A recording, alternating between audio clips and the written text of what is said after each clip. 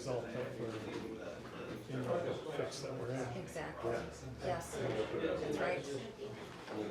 Well said, and I couldn't agree more. So I'm a medical doctor by training and by practiced for a couple of decades. And now I say I'm practicing political medicine because it's the mother of all illnesses, politics, it is. And we've got to fix that one in order to fix all the other things that are literally killing us. And that was my experience as a doctor in the clinic, feeling like handing out expensive pharmaceuticals and telling people to have, expensive procedures that have all kinds of side effects, and then pushing them back out to the very things that are making us sick, everything from pollution to a sick food system to community violence and homelessness and poverty. Just didn't make any sense at all, because we're bailing out an ocean with a teaspoon here, with all the havoc that we're creating. So at any rate, I got political. It took me a while to get political. I became political very late in the game. And I, like so many of us, became an advocate and an activist and worked on a whole slew of issues, everything from healthcare system and a Medicare for all type system to environmental health to campaign finance reform, and found that we could take so many steps forward and then we would basically have the rug pulled out from under us. We all know as advocates that you can work for 10 years on a bill and then they will change a little phrase in the bill and it will be absolutely useless by the time it gets through. So I was asked to run for office by the Green Party at the young age of 50, having done this advocacy work for many years, and I said to myself, never having been political because I just didn't buy the system that was out there, and I didn't know about the Green Party, but I said, well, nothing else is working, might as well try that. This was after we had passed campaign finance reform in Massachusetts by a referendum, by a 2-to-1 margin, and then the Democratic legislature repealed it on a voice vote so that they wouldn't have to actually face candidates with the power of a real message and meaning.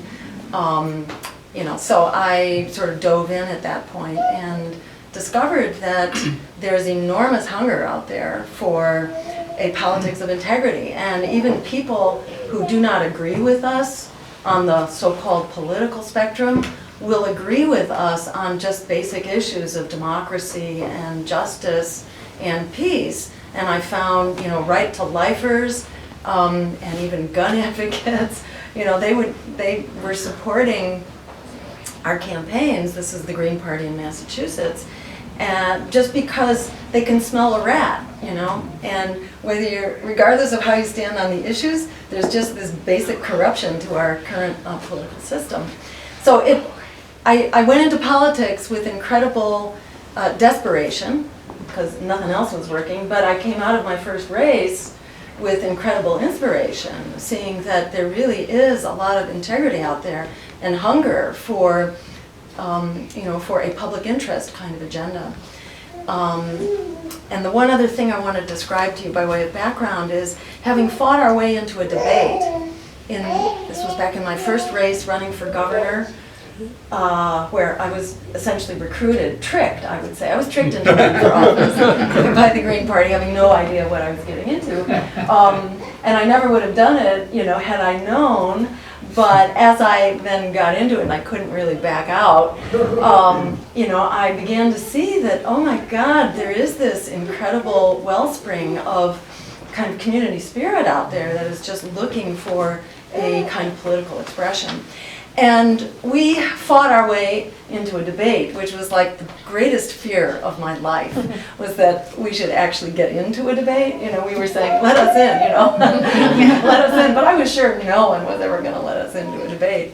And I had never done a debate before. And then suddenly, like a week before, because we were bringing out such gigantic crowds that were like infuriated at the Democratic and Republican governors' debates in Massachusetts. So lo and behold, the powers that be said, okay, you can be in the debate, which I was like totally terrified about, but I couldn't back out at that point. So at any rate, we had the debate inside of a televised, studio, just the candidates and the moderator. And in that debate, I articulated the green agenda, that we support healthcare as a human right, that we support living wages. At the time, we were arguing for bilingual education and for avoiding standardized testing, which was coming in big time at that point. We were advocating for an education system that teaches the whole student for lifetime learning, as opposed to, rote learning on a test, which has proven itself to be absolutely a disaster. And we were calling for demilitarizing and putting those resources into true security here at home. You can imagine, and greening our economy and moving to a green energy system. Those ideas went across like lead balloons inside of this debate studio. And when we walked out into the area where the press was waiting, I was mobbed by the press, who told me that I had won the debate on the instant online viewer poll. And you can be sure that was the last time they did an instant online viewer poll. Tell them who you were running against. Well, I was running against Mitt Romney and the Democratic treasurer.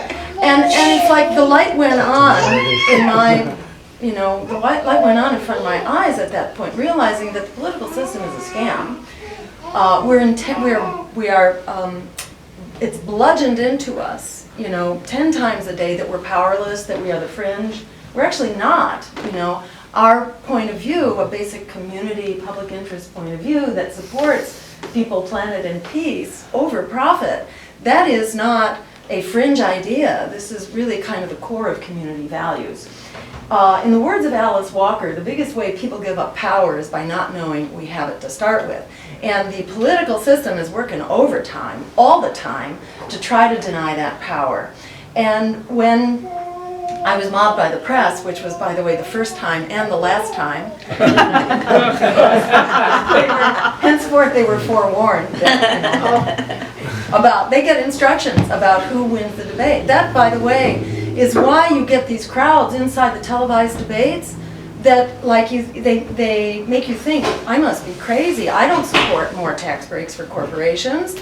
I don't support the Trans-Pacific Partnership as some great trade deal. I don't support bombing the hell out of those so-called terrorists.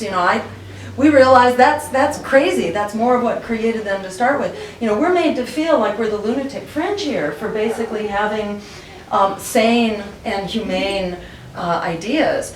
So it's important to know they handpick these audiences. These are not the public. The Republican National Committee gets to hand out the tickets that will create the illusion that their ideas are supported. And the Democratic National Committee does the same thing. There was a big stew at Colorado in Boulder at the university there because the students were given, and I should say the whole university, got 50 tickets out of 1,000. Because they want that point of view, confined to, a silence inside the debate hall. So it's really important to reject this sense of powerlessness and to reject the sense that we have to settle for the lesser evil. And I want to just say a word about that, because people will often, parrot the instructions that we're given, how to be good little boys and girls. That, you can have these ideas, but you don't dare vote that way, because then you'd be, quote, throwing away your vote. Well, it's really important to look at the track record of that point of view, this idea that you have to vote for the lesser evil. Let's compare what we got under Barack Obama with with that horror George Bush. Look at the bailouts for Wall Street. Well, George Bush gave us about 800 billion, 700 billion of Wall Street bailouts. How much do we get under Barack Obama? Anybody know? 17 trillion, okay? So there, Bush just didn't measure up to Barack Obama. You can look at the wars for oil.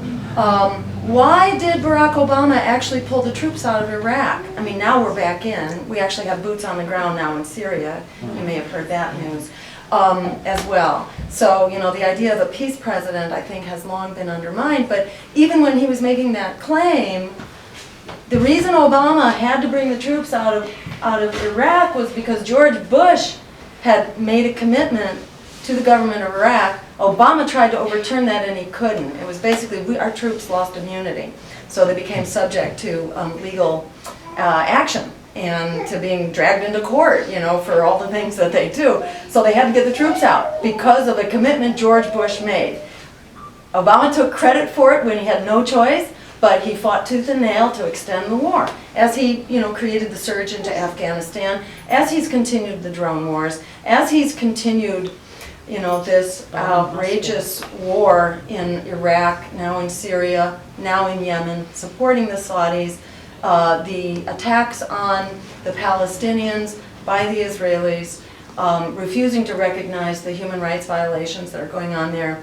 We should not be in the business of funding $8 million a day. That's what we are paying to the Netanyahu government to basically use in their military against the Palestinians. So there too, you know, Barack Obama does not take a back seat to George Bush on expanding the wars. Look at what happened on immigrant rights. You know, Obama takes the cake. Look at the attack on our civil liberties and the expansion of, you know, of the spy state, the attack on the press and the use of the Espionage Act against Julian Assange, against Chelsea Manning, against Edward Snowden, you know, and all the others. Obama used the Espionage Act basically to silence and intimidate the press and to stop investigative reporting, essentially, which he's done a good job of. Unfortunately, the press didn't need much help. They were kind of going in that direction anyhow. But, you know, when people tell you, you know, when they tell you about, well, you got to be afraid of the lesser evil, it's really important to just throw that out. In fact, the motto of our campaign, one of our mottos is, forget the lesser evil, it's time to fight for the greater good. Because we're throwing the baby out with the bathwater here by getting sucked into that lesser evilism. Because it has a track record, it's important to look at that.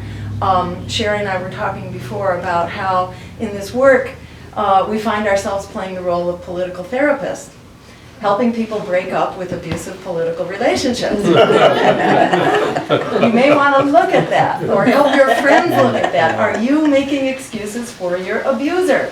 What has your abuser actually done for you? Is this healthy for you? Maybe you actually need to stand up and get a life and get a politics that actually helps us move forward. So let me say a couple things just about the policies that we desperately need. We are in a historic crisis right now. This is not a simple or a trivial thing. You know, we're kind of at the do or die moment, you know, where we got to get busy. The clock is ticking on any dimension. This is not survivable. You know, this is really a historic crisis. It requires a transformative solution based on democracy, justice, and human rights that will not be delivered by political parties, both of them that are funded by predatory banks, fossil fuel corporations, and war profiteers, and their related cousins. But that's basically where the funding is coming from. At the end of the day, the funding controls the policies. And that's been very clear for the last many decades. Unless you are able to buy back the Democratic Party, it's not coming back. It has adopted showcase candidates that create the illusion that good things are going to happen. But there too, it has a track record. Ever since George McGovern won the nomination in 1972, it has not happened again. And the Democratic Party created certain kind of firewall, some infrastructure, to be sure that at the end of the day, the insiders, controlled by the DNC, controlled by the big corporate money, will rule the day. And that includes the superdelegates, which are delegates that can essentially control the vote. It's 20% of the vote, but it's 50% of what a candidate needs in order to get the nomination. So insiders can basically rally around an insider candidate, if there's a threat. And then the schedule of Super Tuesdays, which basically ensure that no candidate can win the nomination without having hundreds of millions of dollars in corporate funding in order to run simultaneous campaigns in 20 or 25 states at a time, which is what happens in the Super Tuesday primaries. And then the DNC has also shown its colors in their fear campaigns and their smear campaigns. Anybody remember the Dean scream used against Howard Dean? A completely concocted campaign used to bring him down in the polls when a peace candidate was gaining traction. They did the same thing with Jesse Jackson, decades before, creating really a concocted public relations smear campaign. So, it's clear that we're not going to get to the place we need to go inside of politics as usual. Yes, we need a revolution. The revolution is not going to be televised. It's also not going to happen inside of the Democratic Party. We can have an exercise in conversation and in public education, but the action actually isn't going to happen. So it's really important, and I say more power to Bernie's campaign. I hope he and his supporters go absolutely as far as they can go. But at the end of the day, his supporters are not going to follow him, or many of them are not going to follow him into Hillary's campaign. And he's already committed that he will support Hillary or whatever corporate candidate gets the nomination. It's pretty clear at this point it is going to be Hillary. So his team is going to need a plan B, and we're going to be the plan B. And the more trouble he stirs up, the better. So, I say go Bernie. But when Bernie eventually gets to burnout, when feel the burn changes to burned out, we'll be here. And the more established we are as a campaign, the better. We're working right now to be sure that we're on the ballot in as many states as possible. We want to be on the ballot in 50 states, we hope. That includes some very high hurdles. Right now, we are gearing up for Georgia and North Carolina, which we have never conquered before as an independent third party. You need like 99,000 signatures to get on the ballot in Georgia, which means you need 150,000. You can't do this unless you have very deep pockets or unless you have a really mobilized network. But that's one of the things we're fundraising for, is to be sure that we give every voter a chance to stand up.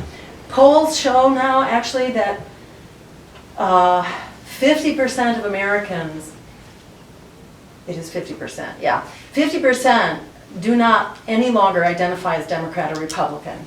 You know what the Republicans are?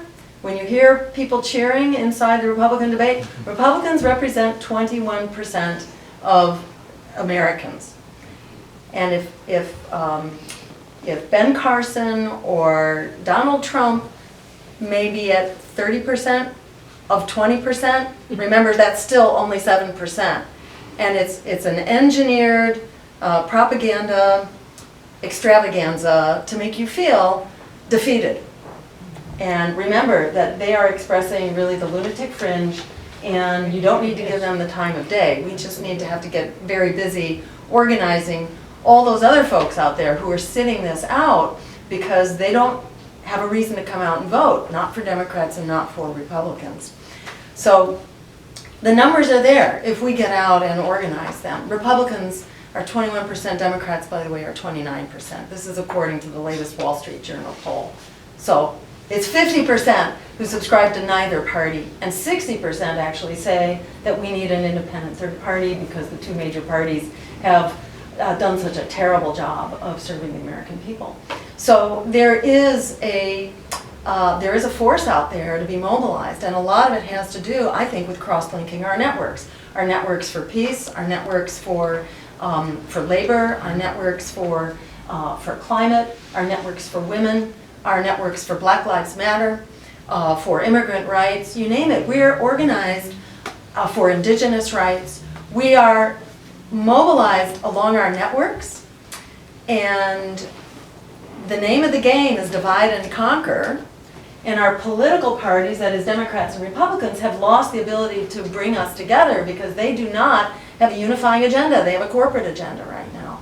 So when people tell you that you are wasting your vote, by standing up for what it is that will enable us to survive, You know, as if throwing your vote into the system that is literally killing us, whether you're looking at climate or our health or, Wars. you know, or war, exactly, you know, or jobs, offshoring our jobs. You know, we heard from Jim Hansen about 2 months ago that we now have just a matter of decades before we're looking at a minimum 10-foot sea level rise unless we have dramatic change. And remember this, there are 40 million young people, millennials, who are in debt right now. You know what you can do with 40 million young people in debt? You can win an election. 40 million young people is about 1/3 of your average American voter population.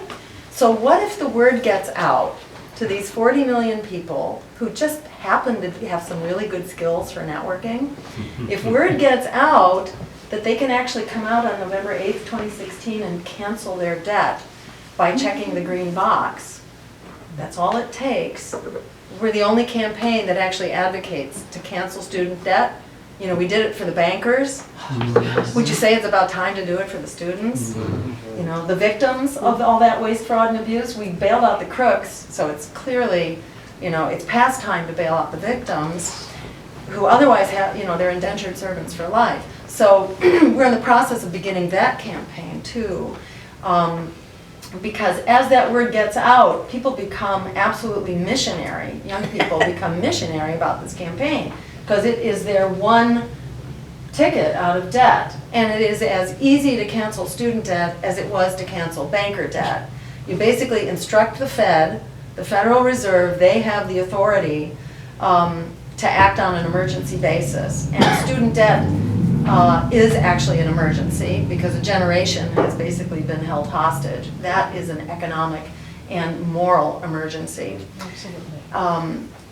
And you know, there's no moving forward on our economy. That debt also is greatly at risk because it's been packaged and sold off and invested in. The default rate is actually way higher than is publicly acknowledged because you get removed from the base when you exercise one of your many ways to not default but actually stop paying your debt, which is essentially a default because you're not going to get the job that enables you to pay that debt. So this is a major default waiting to happen, which can again tank the economy. So there is real reason to call this an emergency and give the Fed the authority to use a so-called quantitative easing, which basically means forgiving the debt. But in this case, differently from when we forgave the bankers' debt, this would actually be a real economic stimulus because it would unleash incredible productivity and creativity from an entire generation that's now basically held hostage. 2 generations. 2 generations, really. I'm still struggling Yes. under student debt. Yes. 3 Well, if you're you count millennial. parent plus Yeah. loans. Yes, yes, indeed. So this is a no-brainer. Tell all your friends who are in debt and tell your kids because the system can caught up with our message. We've been calling for free public higher education forever. So now they're parroting that. That's great. But they are not going to defy the bankers and talk about bailing out students because if they talk about it, they're going to have to do it. So we can actually do that and we can actually get out the people to come. That one constituency alone could win this election. Or reaching out to the immigrant community, which has learned that Democrats are the party of deportation, Republicans are the party of hate and fear-mongering. So would you say that the immigrant community deserves a party that's actually worthy of their support? And that's 25 million people, minimum. 25 million Latinos who vote, and then there's the other immigrant populations as well. So add 25 million to 40 million, and you can win a 2-way race even, not only a 3-way race. So this is even a winnable campaign. So important to know that when people tell you it can't be won. It actually can be won, but it's important to remember you don't have to win the vote count in order to win the day. If we're ever going to get to the point where we turn the White House into a greenhouse, we have to start, we have to begin. You know, how did Syriza get to the point of becoming the dominant party? First they were just a movement. They were not a party, they were a movement. Then they got political. They brought together any number of small radical parties, and they created Syriza. They were invisible. They did not register on the Richter scale. Over a couple of years, they came up to 3%. And once they got to 3%, then suddenly they were 5, 7, and then they were 37%. At a time of critical social transformation, you can see politics turn on its head. And we are certainly at that time of critical social transformation. We must transform. And if we do not take charge of our transformation, it will not be the one that we want and that we can survive. We need the transformation for democracy, justice, and human rights. That is within our reach. In brief, we are calling for ending student debt, for making public higher education free, for creating approximately 20 million full-time living wage jobs in an emergency Green New Deal. And I often invoke my authority as a doctor to actually call an emergency an emergency. What we're facing with the climate and the economy and the wars, in fact, is nothing less than an emergency. This is not only threatening to our lives and our health, this is the end of the game, basically. When Pearl Harbor was bombed in 1942, was it? 41. 41, thank you. When Pearl Harbor was bombed, we declared an emergency. Do you know how long it took us to transform the economy to a wartime footing? 24 hours. And well, 24 hours we mobilized, and then it took 6 months to transform 25% of GDP. So you had transformed automobile factories into bomber factories. And unfortunately, they've never quite been transformed back, which is what we need to do now, because we will not solve the climate problem unless we also solve the war problem, because the military is the biggest emitter of greenhouse gases, and because the military problem very quickly feeds into the nuclear weapons problem, especially now that we're confronting Russia, so crazily in Syria and Ukraine and so on. We are being a real bully in the china shop towards Russia, to say the least. And if you thought that the Cuban Missile Crisis was scary, what we have around Ukraine right now is the Cuban Missile Crisis on steroids, or on crack, actually, because it's loads of missiles, and then it's nuclear weapons not far from there as well. It was the U.S., few people know this, it was the U.S. who backed out of the Anti-Ballistic Missile Treaty.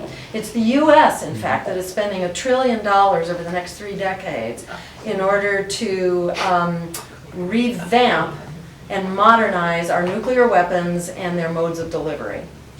We are spending $1 trillion. You know what we could better spend $1 trillion on?